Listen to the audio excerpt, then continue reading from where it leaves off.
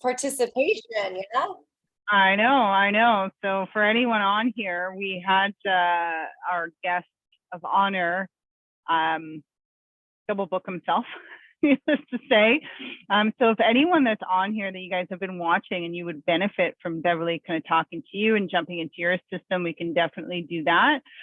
Just raise your hand and we'd be happy to. We might be able to fit more than one in this session. Really just depends on what you guys may be struggling with or questions that you have, whether it's with respect to your leads or your system and so on. A lot of your system stuff, we can definitely run through training on that stuff just to show you how all those functions and tools will work. But is there anyone in here that would want to be the guest of honor today that wouldn't mind Beverly kind of taking a look at their system or talking to her about any of the hurdles that you're facing that perhaps you're having a hard time getting over? Yeah, let's do this. Don't be shy, people. Yeah, don't be shy. You guys are all shy. I see these names in here all the the time. There's a lot of you in here all the time. Hey, I could put my database up here and people can find phone in mine. So yeah. You are not alone. Yes, I feel like we're always so I don't know, timid because we feel like we're doing something wrong or we're one of a kind. But reality is there's very few individuals that you can really jump into anyone's system and be like, wow. Right? We all have all the systems I've been in and all the trainings I've been done. There's nothing in life that you can't Monday morning quarterback. I mean, everything. You can take the best singer, the best actor, and you can always Monday morning quarterback, and there's always somebody better than you. And it's just life. Yeah. And especially when it comes to, I look at bringing on lead generation into your business as a different addition to all the other complexity things that you're doing within your day. And we think that when we go and we spend money on leads coming in, that it's going to increase our revenue. If we didn't think that, we wouldn't spend the money on it, period. So when things don't meet our expectations, we have a different mindset of what that looks like, but we don't stop to take the time to look at how many years we've possibly been in business. And if you're new to real estate and brought in internet lead generation, that you are new to real estate and bring on internet lead generation.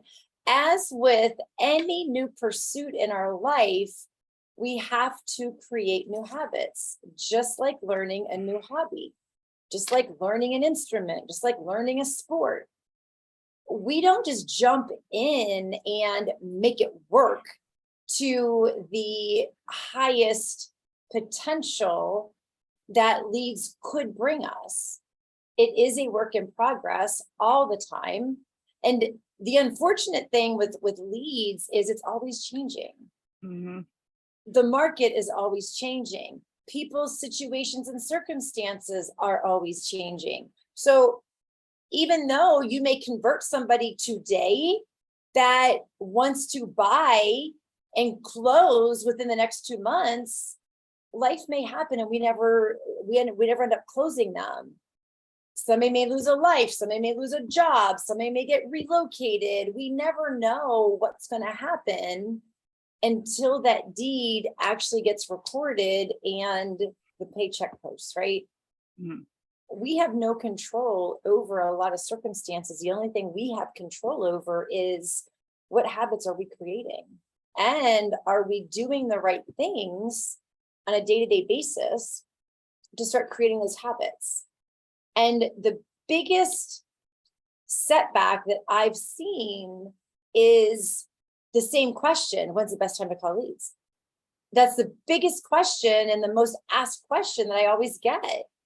And the reality is, unless it's the middle of the night, no time's a bad time to be calling your leads. It's what habits do you want to create on the level of success that you want to attain with how much money you're spending and what you're looking to return on your investment. And when people ask me, what's your conversion rate? I'm like, I don't even look at conversion. I look at conversation. Because if you're not having conversations, that means you're not even attempting to reach out to have conversations with these leads. And that's really, truly what it takes. You just happen to sell real estate. Mm-hmm. So when you're bringing on a lead generation, you're literally saying to yourself, I want more people to talk to in my day-to-day life, period. End of story. That's it. Because all leads are, they're people that have an interest in something that you have a solution to. But if we're waiting for them to call us, they don't need to. I promise you, every person in your database knows a realtor or knows of a realtor. So the question you have to ask yourself is, how are you going to make that difference in the experience for them to want to use you? And that all comes down to having real conversations, asking the right questions, being real and honest with people and not over-promising the pipe dream, because let's face it, we're salespeople. It's very, very easy to overpromise when we're trying to win somebody over. But then a lot of times when we make that overpromise and then we can't commit, it comes back to us feeling like a fraud, and it prevents us from making any other phone calls because we don't feel like we can actually step up to the plate and continue what we've promised.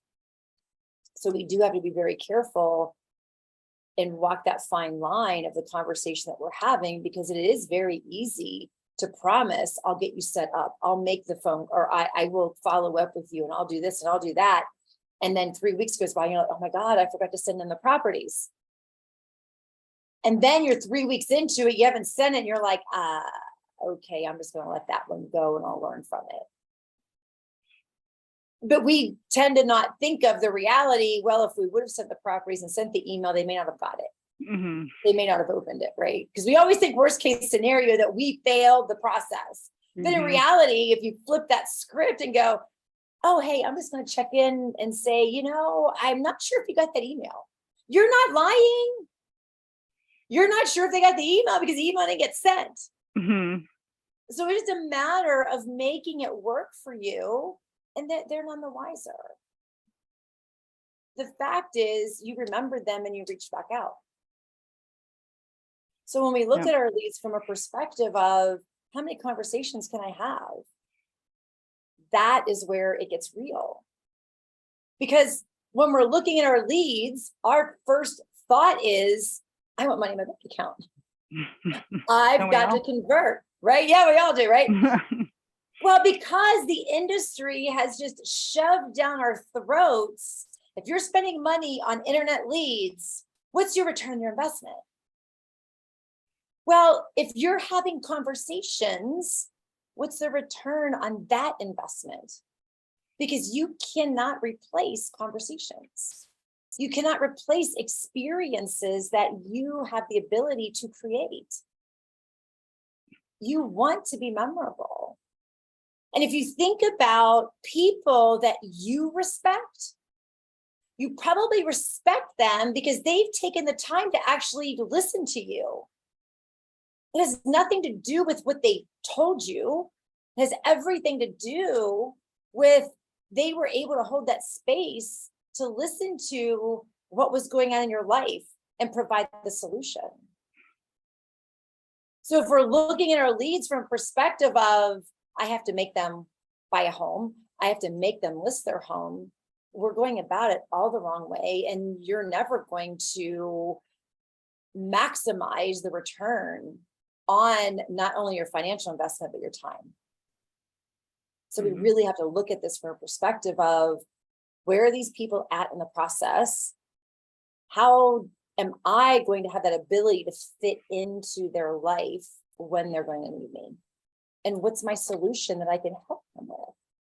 And treat everybody like they're a family member. Treat everybody like they're your child or your parent. You're not going to win them all. Thank God, because we can't close thousands of people.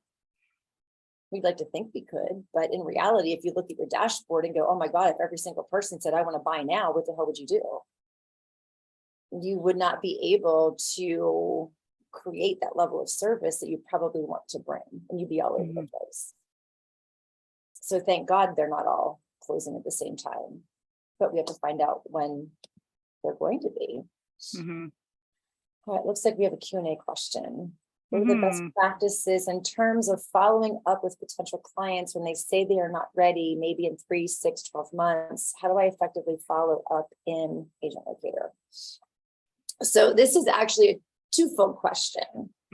One, we have to be very careful at what we're setting. In my opinion, this is my opinion, we as agents tend to overtask ourselves, and then we lose track of the quality of the tasks that we're setting, and we lose track of the priority.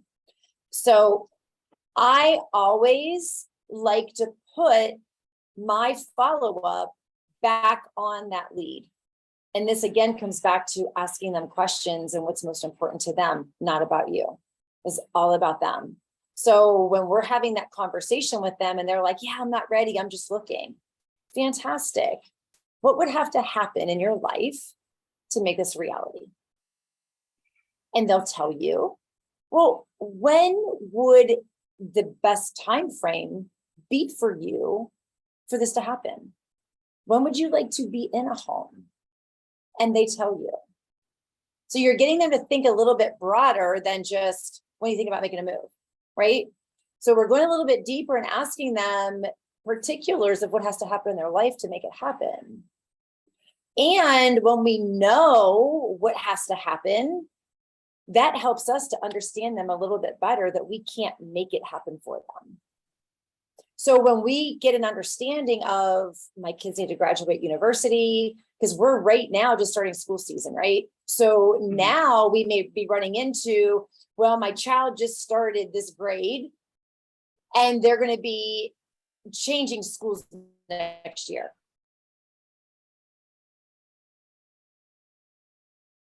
The question is always, what can I do for you? Taking matters into their own hands to try to figure it out. So yes, it is premature for you to go, hey, let's go jump in a car and look at a house, right? But we have to give them a reason to remember us. And when we ask them, what can we be doing for you? They don't even know. Ask them, well, when you're online looking, what exactly are you looking for? Let me your eyes and your ears. If a property came on the market that was an amazing deal, would you be able to purchase previous to the particular date? No, absolutely not. Okay, that's fine, right? But what can I be doing in the meantime? How often would you like me to just check in with you and update you on the market? And you will be amazed when people say, oh, in 2 weeks. Oh, next week. So let them be your guide. Let them set the tone and the pace to how and when you follow up, because that makes your follow-ups that much more meaningful. And then following that up with, I know that you're busy and I know this isn't your highest priority right now. I will check in a week or two. Don't worry if you don't answer the phone. I'm not going anywhere. And most of the time, and I'm going to go back to what I always say in my trainings, when you walk into a store and that sales clerk says, is there anything I can help you with? Right away, we're like, no, leave me alone. For the most part, we don't want to waste our time if we're not buying something. Leave me alone. And that's how these leads feel. I don't even know what the hell's going on in my life, let alone trying to explain to you, I don't know what's going on in my life. No one wants to say, I don't know what's going on in my life.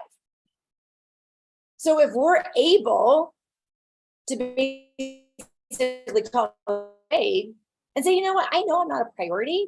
I just want to make sure that I'm following up, that I'm going to be here if you do have any questions.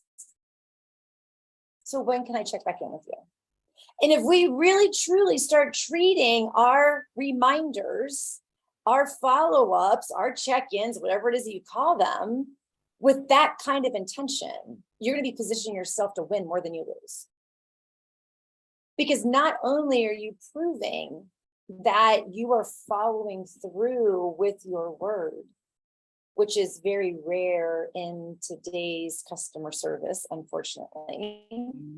So the beautiful thing about all of this is it's very easy to be just a little bit better than your competition.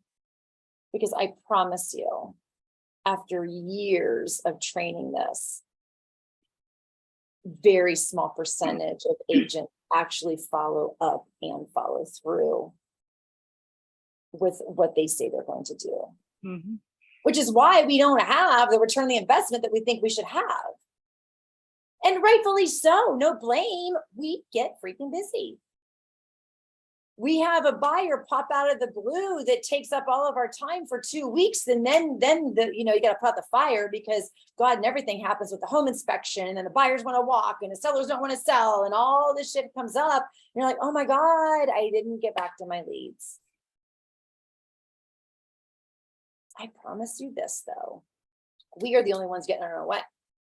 Because we're the ones that are telling the story on, oh my God, I didn't call them back last week. I told them I was going to call them back last week. I promise you, they're not sitting at home going, that agent did not call me back. I'm not going to do business with him. They're not even thinking about you. I promise you, they're not even thinking about you. When they think about you, it's when you actually call and make that phone call and say, oh, hey, I was going to call you last week, but I just want to make sure that I was able to check in. I know I'm not a priority yet in your life. Just want you to know that I'm here. So if you do have any questions, if anything's changed, I'm here for you.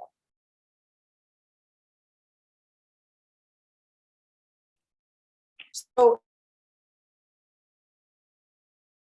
ask them what information you could be getting.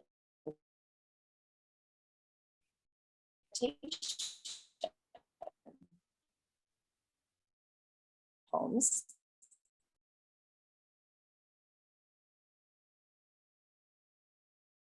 Cutting in and out a little bit, Bev.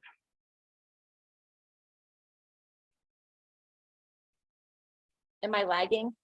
Yeah, a little bit. A little bit. It comes and then it goes, and it comes and then it goes. But yeah. So especially in a lagging market right now, setting the expectations with our leads is so important to help them to understand when we set them up on a search, what to watch out for when they're receiving the emails. Because in a shifting market, before we didn't have a lot of inventory, and inventory was going like this. So the amount of properties that they would see that were available were minimal. When we're in a shifting market, the amount of properties may continue to increase and stay on the market a little bit longer. So Mr. Buyer, what you want to really watch for and a really good time to buy is when these properties, when every time you pop online, that house is still there a week later. That house is still there a month later, and oh, you're going to see a price reduction. We're then moving into a buyer's market. Because inventory is going to be rising, buyers are going to have more choices, and it's going to be moving more into a buyer's market. I don't know if that's what's going to happen, but that's how to watch the emails that are coming to you and watching the homes that are on the market. Educate them on what they could potentially be looking for. And it gives them a reason to want to come back into being active, that want to look at your emails that are coming to them. And just remind them, hey, ask them, what are you seeing being emailed to you? Are you seeing more homes? Are you seeing, what are you seeing?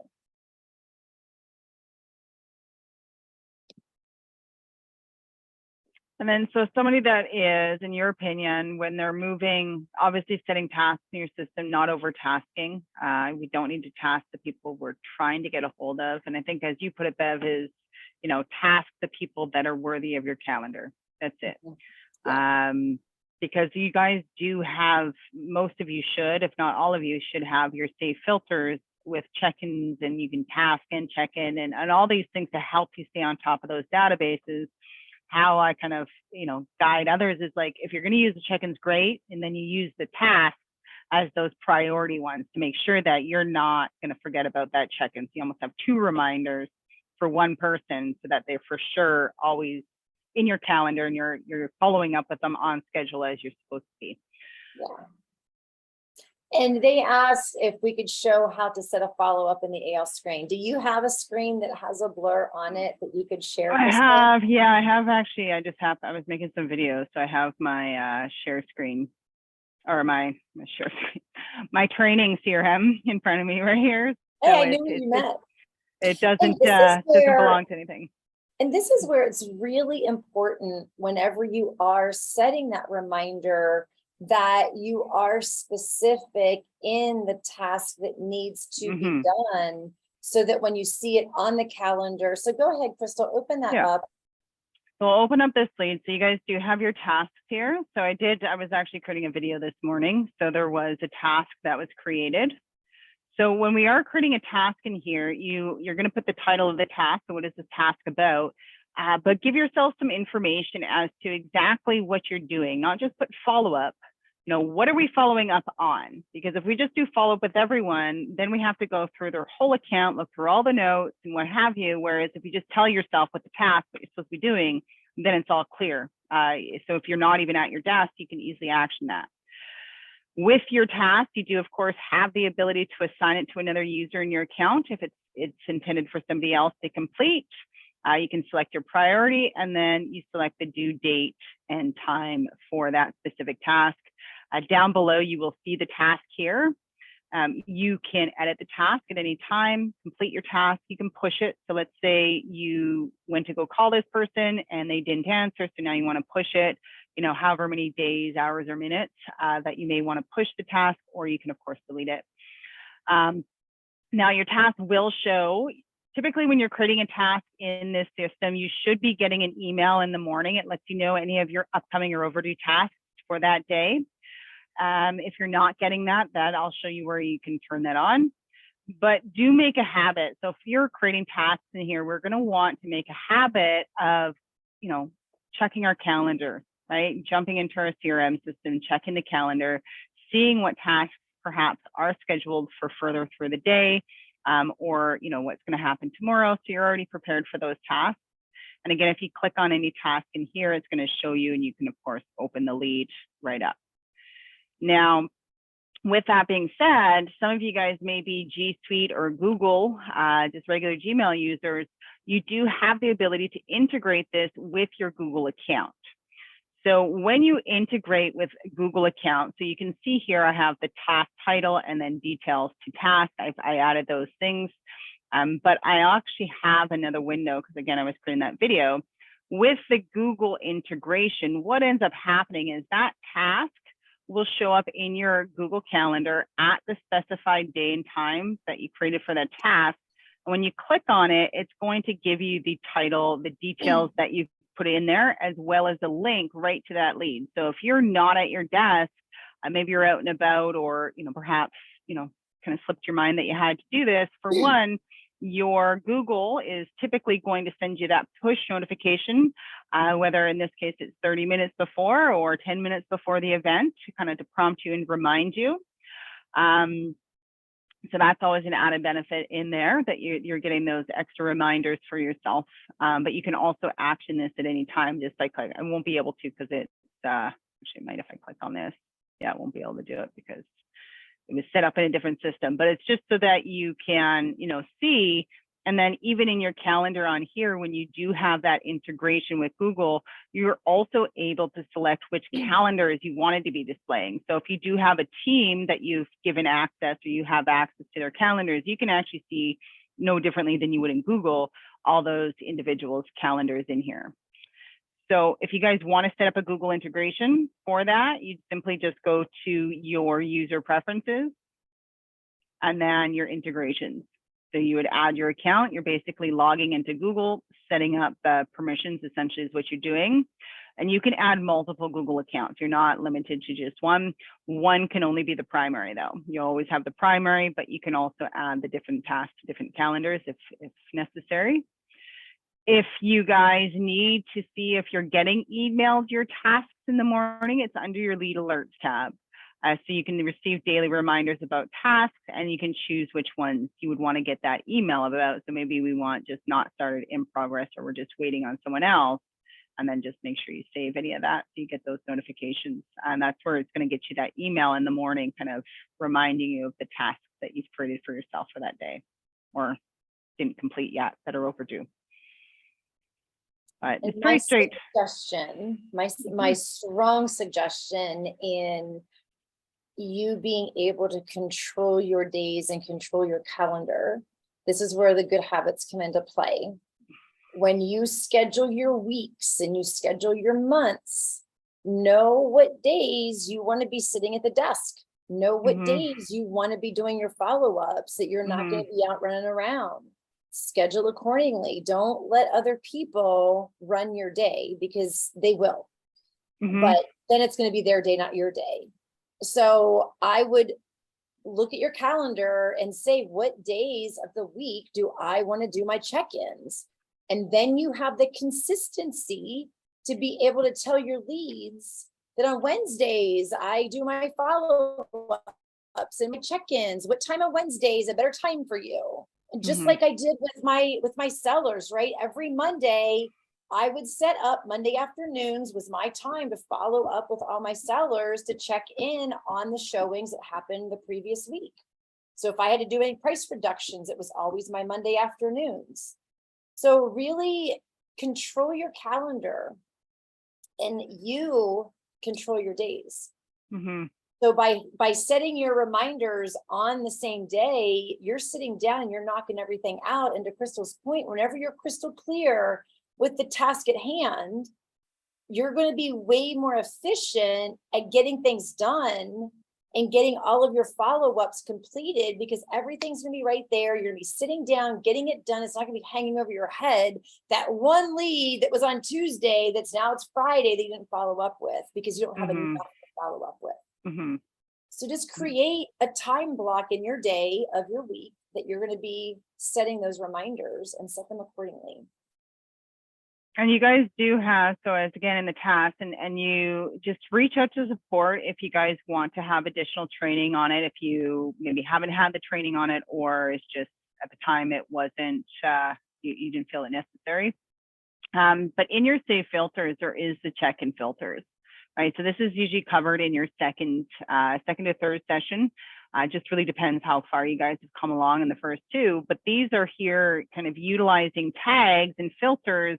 And it's, again, if you time block like Beverly, even though this is 1 week, 2 week, what have you, if you're always doing it on Wednesdays, let's say, then you're just jumping in here on Wednesday and seeing who's in there on Wednesdays and doing the follow-ups on the Wednesdays. And then basically how these filters work is if they have that tag on them, if you've called them or texted them in the 7 days, they fall off the list and they automatically reappear. So it's always cycling through, guiding you on that. And then the ones that are important or you for sure don't want to miss out on, you can also like double up with a task on them as well. So there's all different ways of creativity to ensure that you have an effective follow-up plan. But you know what Beverly is suggesting is picking a specific day that's where you action that is a good idea, because you know then you're always kind of committed to that one day, regardless of what time of the day it is, that this is the day I tend to sit and do my follow-ups, because we all know it's those continuous follow-ups that really is going to help us earn the business of that lead. And treat that time like it's an appointment, because this is your future business. And the more people that you have to follow up with means the more people you have in your pipeline. And how I train all my teams is have a whiteboard, have the people's names written down, have their price point written down, have their dates written down, and look at that whiteboard and calculate the money that you're going to receive if you close all these people, because we always need something in front of us to motivate us. And if you're looking at that whiteboard and you're looking at, depending on what your average price point is in your market, you could have quite a few $1 million on that whiteboard that's in your pipeline. So it's not about working the people that are right in front of us. that are actually going in to see properties or listing. It's about building that pipeline so that you can have future business. Because the worst thing in this industry is closing all your deals and then having to start over again. Mm-hmm. So as we're having conversations and as we're adding people to our pipeline, treat them like real appointments. But we don't do the follow-up because it ain't fun and sexy, because it's not like putting them in the car. It's not putting a sign in the yard, but we forget that that's what it leads to. And if we don't do it, we're not going to have it. So these are your appointments, and take them very seriously. And just be careful as to what you're putting into those follow-ups for that time that you sit down, because I promise you, if when you sit down to follow up with somebody and it's just something as minuscule as, did they log in? Pick a different day for that, because that is what your filters are for. Really, truly set the tasks for the people. My measure is I have a 70% chance or more of sitting still at the table if I do everything I say I'm going to do. Now, of course, like I said, we can't control what happens in their life, but we can control our actions. Mm-hmm. And how do you define somebody that you're going to have a 70% chance of closing? It's that LP mama, right? Mm-hmm. They have a need. They have an urgency. They have a definition of what needs to happen for them to make that move. And we have that camaraderie. We have that, oh my gosh, this person is like really cool to talk to. I really can't wait to meet them. I really can't wait to work with them, right? Mm-hmm. Those are the people that I'm talking about, that 70% chance or more, man, if you don't follow up with these, you're going to be losing the pipeline. And that is what makes us sit down and make us do things that sometimes we don't want to do. Because we all lack in the follow-up. You're not alone. There's another question that we have, Crystal. Do you recommend emailing, texting, or calling the lead on the first contact? Yeah. Yes.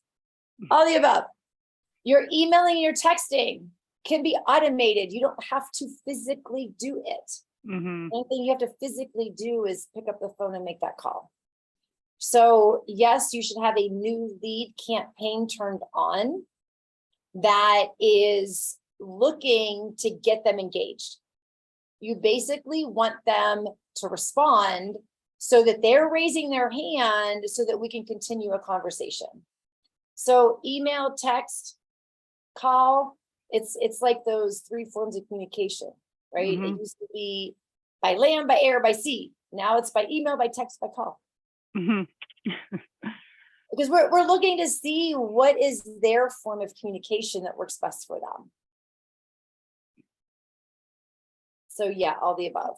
And I believe that there's already pre-built newly. There is, there, Crystal? Yeah, there should be, and depends on your system. You could always, again, we'd have to take a look at your individual system, but you should, any new coming lead that comes in, we actually have an alternate campaign that we're using right now that is just simply text right now, but you guys can definitely add to it. You can create and add emails that you may want to incorporate into it. And it's the initial campaign that goes onto your lead just to get them to respond. Once you've made contact with that lead, that campaign stops altogether. But it's a series of messages that span now for about 3 to 4 months.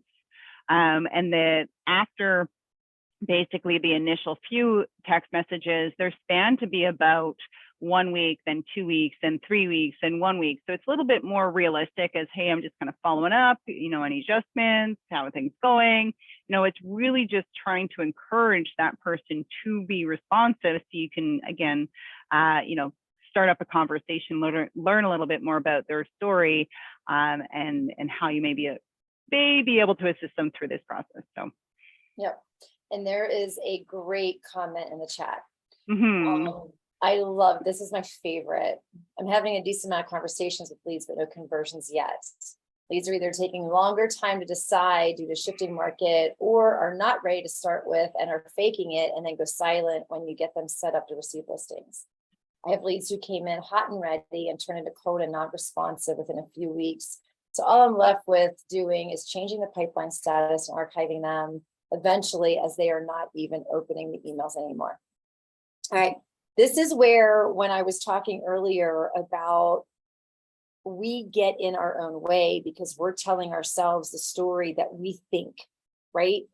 So we don't know that they turned cold because they're not responsive. We don't know what's going on in their life. I like to meet an objection before it becomes an objection. And B, I like to call them on their shit and make it a science experiment. So what I mean by that is, when you're having a conversation with somebody and they're hot and they're ready, and you set them up on a search and you set the expectation, always remember, you are not yet the 100% priority. So expect them to not answer the phone. I like to bring that to their attention. Just because I call, I don't expect that you to answer the phone every time I call or when I call. Because then you're basically calling them out on it. So, Mr. Buyer, I just want to ask this question. It's frustrating on my end whenever I make the call. I was like, we had this great conversation. I can't wait to work with you. And then I never hear from you again. So, and say that, genuinely say that, because now you're creating an expectation, and now you are leaving them with oh gosh, if I'll take their phone call, I'm gonna feel bad, right? So just tell them, I loved our conversation. I cannot wait to work with you. When do you want me to follow up with you? Okay, let me just ask you this. I phone call a lot of people. I talk to a lot of people, and they tell me to call back, and then they don't answer the phone. If you don't answer the phone, Mr. Buyer, how would you like me to follow up? And they may say, you know what? I'm at work all day. I'm a doctor and I can't take calls. So please call me after a certain time. Or if I don't pick up the phone, leave me a message and just shoot me a text. They will guide you the way into that responsiveness, because then it takes our own story that we make up away from the situation. Mm-hmm. Because let's face it, it's 2022. We all suck with the phone right now. We hate our phone ringing, well, for the most part. And every time I look at my phone, for the most part, it says spam. So I don't blame people for not answering their phone. So I strongly suggest asking them to save your number, especially if it was that good of a conversation. Hey, do me a favor, Crystal, just save my number as your favorite agent or your favorite realtor, and just make a joke about it. And say, I will call you back. And I know, if the thing, I don't expect you to answer the phone whenever I call. But I just want to make sure that we have that communication. So how would you like me to follow up if you don't answer the phone? So call a spade a spade. So now what I want to challenge you with is blow up their freaking phone and make this a science experiment, because this, I will promise you, and I will go to my grave with this, I promise you this. The majority of everyone that we think ghosted us has a reason. They have paused, more than likely, what their intentions were. And they just don't have the heart to tell you that they're no longer buying, or that they're no longer moving, or they're no longer moving forward with what they thought they were going to be moving forward with. Or it got pushed out because of a life circumstance. Especially right now with school starting. Mm-hmm. I promise you, I have called enough leads. I've done enough follow-ups to know the biggest percentage of the leads that ghost us have not ghosted us. They've just had a change of heart and time frame. And it's only because of my diligence was I able to find these things out. Now, are some people going to say, oh yeah, I called this for sale by owner and I bought with him, or blah, blah, blah, right? Yes, that's going to happen. But I promise you, the bigger percentage is their time frames moved. Their time frames changed. Something came up in their life. So we have to be able to sit back and say, is this reality, or am I telling myself a story? I'm going to say you're telling yourself a story. Mm-hmm. The lead sucks. They're not answering my phone. They're not taking my call. They bought with somebody else. So when we tell ourselves that story, we don't follow up anymore. We drop the ball. We don't check back in, and we never know. And guess what? We believe our freaking story. So then when you call them in a year because someone's working your dashboard, or you're really desperate and you're really calling all the leads in your dashboard, like, I already purchased. Well, yeah, no shit, because you didn't follow up with them because you thought they ghosted you. So the first step in this whole process is don't believe your own stories, because you do not know the facts until you have a conversation with that person. But set yourself up for that success. So when you're setting yourself up for that success, you're putting it on them. If you don't answer the phone when I call, or, hey, when you don't answer the phone whenever I call you, because I don't expect you to answer the phone, how do you want me to follow up? So take the focus again off of you, because this, honestly, I'm sorry, this is not about you. I know a lot of people I talk to get hung up on the fact that the leads aren't answering when they're doing the follow-up. Or, you know, one individual recently, he sends them stuff to fill out and they don't get back to him. It's like, you don't know their story. Things might have changed. Don't get caught up on the fact that they didn't answer. You know, do we know if they're moving right away, or did you ask that question, right? If they're not moving right away, they're not going to be as responsive to you because they don't need to be. They don't feel it's necessary to talk to you right now. And you're not a priority yet. And you know, this really, my fiance does this, and I always call him on shit all the time. He's like, we have a restaurant and people would be looking for catering, right? And he's like, they're just shopping. They're just price shopping. I'm like, how do you know? Because everybody's price shopping. I'm like, oh, everybody's price shopping. Like, nobody's really checking in because they genuinely want your Cajun food. They're just price shopping. So when he's calling and having conversations and people don't call him back, I'm like, Mark, like, how do you know? How do you know what's going on?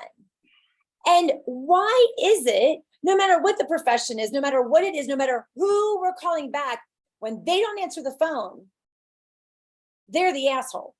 Because how dare they? I'm calling them, right? Because we put the focus on us and we automatically go into that negative mindset of they're not answering the phone. What if their dog got hit by a car? What if their kid got hurt at school? Why don't we ever think of, oh God, I hope they're okay? We never think that. I don't know why we don't. But we automatically go into our own self-sabotage. That people are avoiding us. They really aren't. They're not, I promise you. It just wasn't a good time. So if we can remove that vocabulary, wouldn't it be a different world? If we're like, oh, it wasn't a good time, I'll try them back later. But no, what story do we tell ourselves? They ghosted us, they didn't answer a phone call. Well, I don't want to call them back tonight because then I'm going to look desperate. No, they're wasting my time. Get that one. They're wasting my time. I'm like, it takes you 23 seconds. Yeah. It's like, it's not a whole lot of your time. Yeah. So call with genuine concern. So it's, hey, Crystal, it's Beverly. I know I said I was going to follow up today. Don't expect you to answer the phone. Just want to make sure everything's okay. Da, da, da. And then the next time you follow up, hey, I didn't hear back from you. Is everything okay? Because then people are like, oh my God, they care. Because again, it all comes down to they don't care how much you know. They want to know how much you care. And then when you're genuine and you're really caring about their well-being, then that's when they call back and go, I'm so sorry. I'm so sorry. Or you're building that trust, right? Yeah. So if we truly come from a place of caring, everything that happens to me in my life, everything that I do in my life, I always am looking at ways of how can I incorporate that into my daily activities? How can I incorporate that into my trainings? So phone calls I receive, telemarketers that call me, right? I know when a telemarketer's on script. And my fiance is really great at playing with them. Like he will say things so off the cuff that make no sense. and they never skip a beat because they're so focused on the script that they don't even hear what he's saying. And I'm like, Mark, just stop, because they're not even hearing you. They're not even hearing a word that you say. And it was funny. We had a pig roast at the restaurant last Sunday, and a lady came up, and she was new to the restaurant. She had never been there before. She didn't even know we're having the pig roast. We had it out in the parking lot, and she comes up and she's like, "How much longer are you having this out?" Because it was like 8:30 at night, and we were having up until 9. And Mark goes, "For 5 minutes." And she's like, "Oh my gosh." And she was like, "Well, I just got here." Da, da, da. Like, she didn't even conceive the fact that there's no way we could tear this down in 5 minutes because we have a full spread of food. So she wasn't even taking into full account what was being said. And we have to remember that when we're calling people, especially when they don't know us, they're not even hearing what we have to say. And this goes back to that first introduction of, "Hey, this is Beverly. I saw you online looking at da da da." If we have too long of an intro, they're not even listening to who you are. And they're gonna be like, "Who are you again?" Because they didn't hear a word you said, because they're just trying to figure out who the hell you are. So the quicker we can be on the phone and the quicker that we can get to the point, the more we're going to be able to have a better conversation. So we really, truly have to take the 100% focus off of us and put it on them, whatever that looks like for you. But have a little bit of empathy, have a little bit of care, and it will come through in your communication. And that is what the difference is on why people choose one agent over the other. Because someone actually cared enough to call back. And guys, I can't tell you how important your notes are whenever you're talking to somebody. If you're having a conversation with somebody and they're telling you, "Hey, you know what, I got to run. My daughter has a soccer game in a half hour, and give me a call back next week." When you call back next week, ask how the soccer game went. Hey, I know last time we talked that I just reconnected with a girl from a year ago, April. And I never expected her to remember anything in my life. And she goes, "The last time we talked, you were in the car with your daughter and you guys were heading out for Girls Week." I'm like, holy shit. That was April, a year ago in 2021. That was freaking impressive. That's what I'm talking about. Make every conversation as personal as what you possibly can. And the only way we can do that is to ask questions. You know, people will reference in a conversation when what has to happen to make that move. Well, my mom, or well, my dad, or well, my daughter, well, whatever they say, take that note. And when you're setting your task, make a note in there. Ask how mom's doing. Ask how dad's doing. Ask how their dog's doing. Ask how their birthday party went. Ask how their dinner went. Make it personal. And it always comes down to food for me and restaurant experience, right? We don't go back to the restaurant because it had the most amazing something. We go back to the restaurant because of the overall experience. It's not just the one steak, or it's not just the one cream bean casserole or the one coleslaw. We go back for the entire experience, because it could be the best damn steak you've ever eaten, but if the customer service and the experience was horrific, you're going to have reservations about going back. People are, well, in the residential real estate market, not so much commercial, but people are looking for those experiences, and people shop and buy through experiences.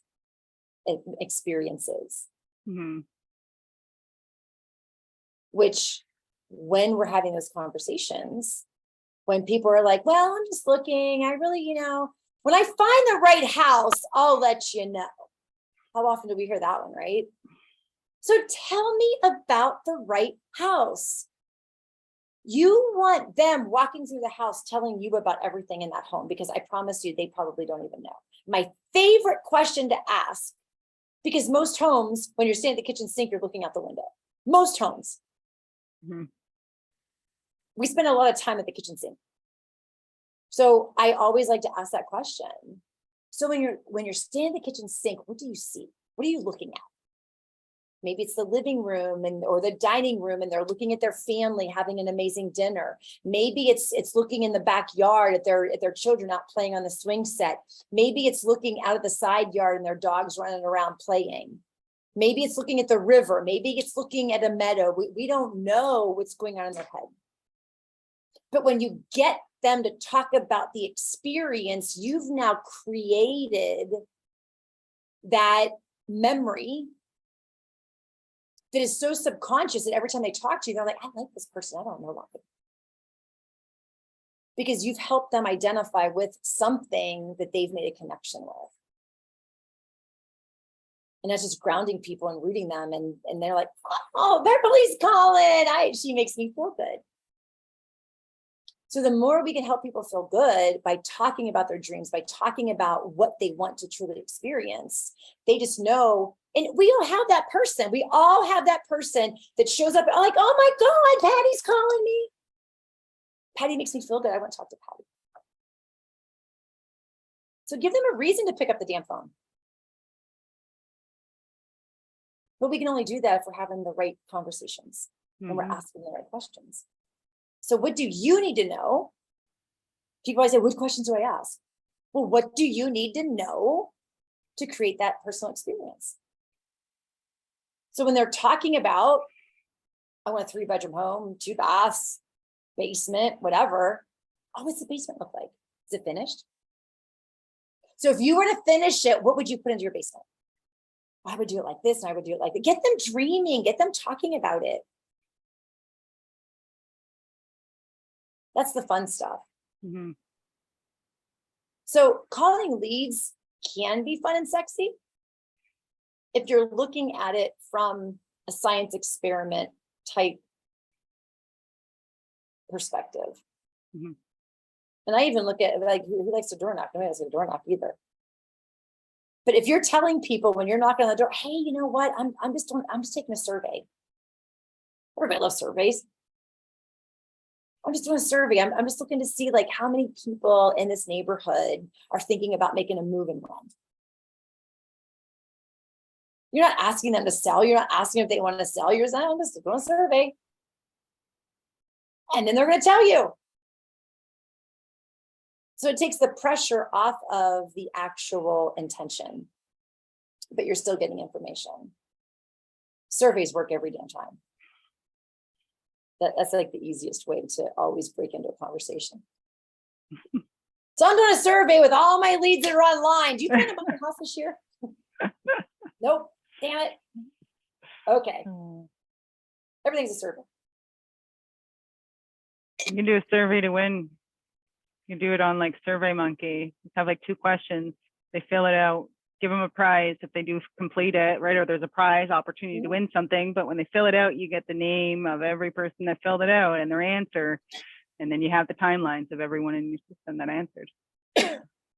When you make it really fun with QR codes and giving them links and filling your database, man, that's a whole other webinar there to create business. Yeah. I mean, and that's the thing, right?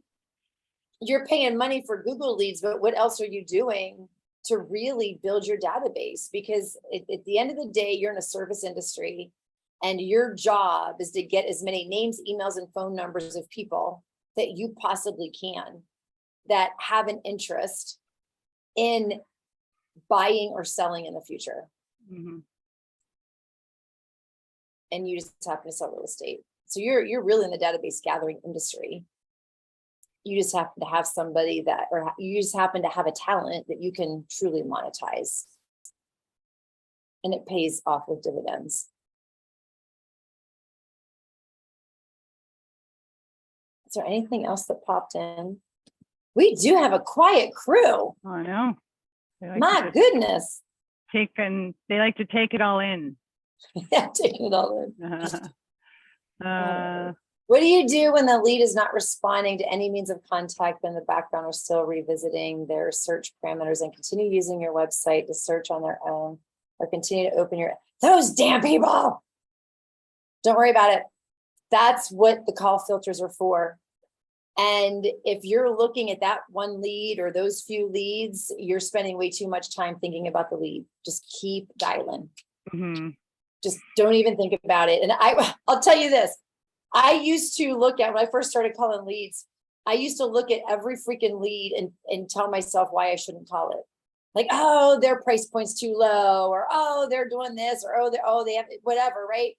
I would truly talk myself out of, I can't say the name, or I don't know the name, or it's just a first letter initial.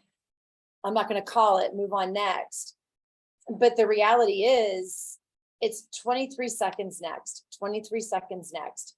You're looking for the people, honestly, 2022, you're looking for the people who are going to call you back because they mofo, like they literally think they missed something. They're like, oh, somebody called me, it must be important. So if you think about your phone ringing only 2 times, but before you're able to kill it, if my phone rings and I kick it off, I don't think twice about it. But if my phone rings and it kicks off before I kick it off, I'm like, who is that? I don't know what it is about that, but it's true, right? So all you're doing is you're looking for that person that's going to answer the phone today. Don't worry about the ones that are doing what, because heck, their mom might be a real estate agent, doesn't have a website, and they're just in there, they don't even need you. Again, don't tell yourself stories. Just keep calling, keep calling, keep calling, keep calling, keep calling. Get rid of your stories. Mm-hmm. I think I heard you say we can edit the auto emails that go out to leads. Can we save them so they say the same thing each time? Can you go over how to do that quickly? Yeah, so basically, give me 1 second, I'll share my screen. And thank you, Lily. You're awesome for being here. So what you're going to want to do first is go up into your email section and create your email template. Okay. Up in the top right hand corner, you guys have this question mark, which is your video and help question section. It changes the content reflective of where you're currently sitting. So right now we're in the the email settings area. So these are all tutorials on that. So if you need help in understanding how to create that template, use these short codes, what have you, the video is in here. Now, once you've created that, you're going to go to your campaign template editor. How you determine which campaign is automatically being assigned to your leads is you're looking for this. Okay, it'll tell you what is being auto assigned to that. So let's say we want this one. We know this one is for any lead that's coming in as our home buyer or maybe from our lead gen site. You're just going to go in and edit it. And then in here, you're going to, place those emails according to where you want them to go.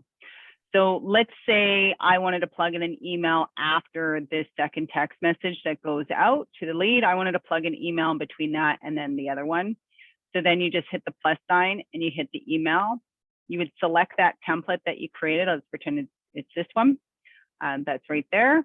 And then we're going to tell the system itself as well what the delay period is. So the delay period is how long after this SMS would we want this email to go out. So maybe we want that to go out like 2 minutes afterwards. And we don't need silent hours because it's usually on the blanket of the account and it's going to follow in sequence anyway. But you may want to have a stopping clause. So maybe I don't want this email to go out if they're on a certain, pipeline status or multiple. So maybe if I've made contact with them or moved them any further, this email is not going to go out.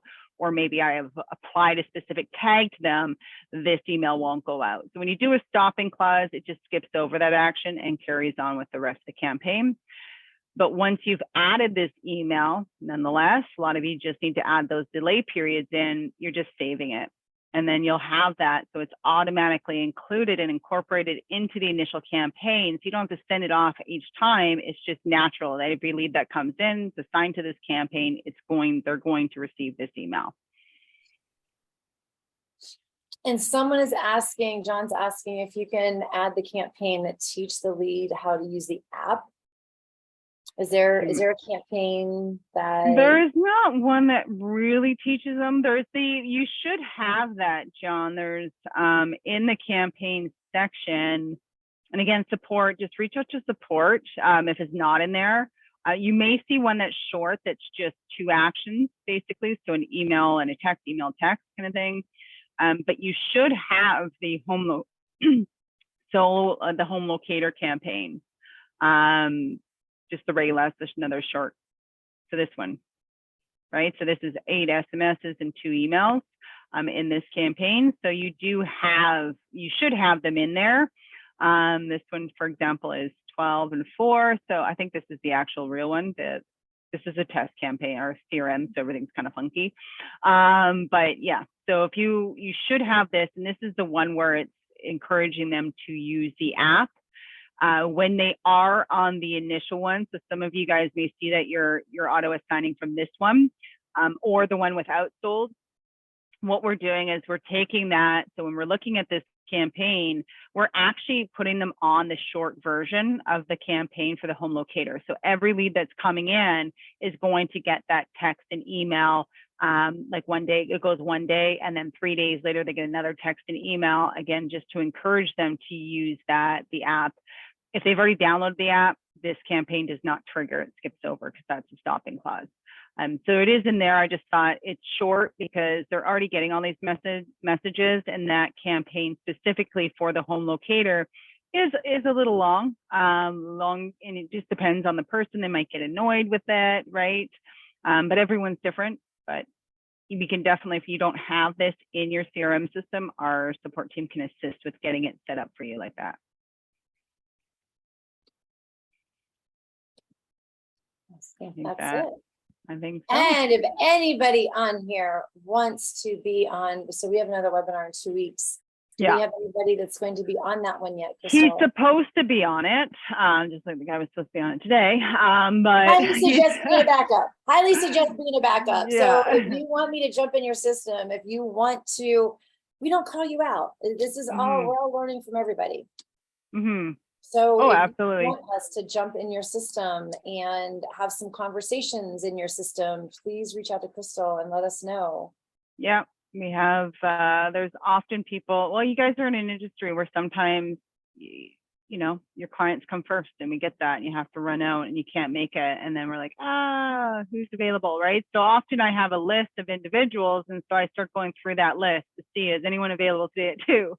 And kind of set something up that way. But yeah, if you want to kind of be on there or on the backup for the 21st, should that individual, or even the following week or the week after that, it's always good to have a good list of individuals that we can reach out to when opportunities open up just due to other obligations and so on. All right, Larry. Woohoo, Larry. Larry Prasad. Okay, so I'll put him on my list here. So live. Child. All right. And Lily, yay. All right. So I would say, guys, for the 2 of you, in the meantime, over the next couple of weeks until we get you on live, put a tag in your system on any particular lead that you want to question, that you want to go over. If there's any nurture, if there's anybody you can't get a hold of, if there's anything going on in there and you want us to pay specific attention to anybody, just put a Beverly tag on it or a webinar tag on it or something, then we can jump right to that whenever we are in your system. Yeah, absolutely. Good idea. Or if you have calls, they have conversations, right? So you guys can shoot me an email, any of you guys in here, if there's a certain lead in your dashboard where you had a conversation, you were, what could I have done maybe a little bit differently, or how do you feel that this conversation went? Send it over to me, because we can download it and then play it and kind of critique those conversations, because sometimes it's collaborating with different minds to come up with the best responses and conversation techniques. And again, it's okay, because even I can critique my own conversations, because there's conversations I'm like, oh my gosh, I didn't say that, or oh my gosh, I could have said that, or every conversation can always be Monday morning quarterbacked. Yeah.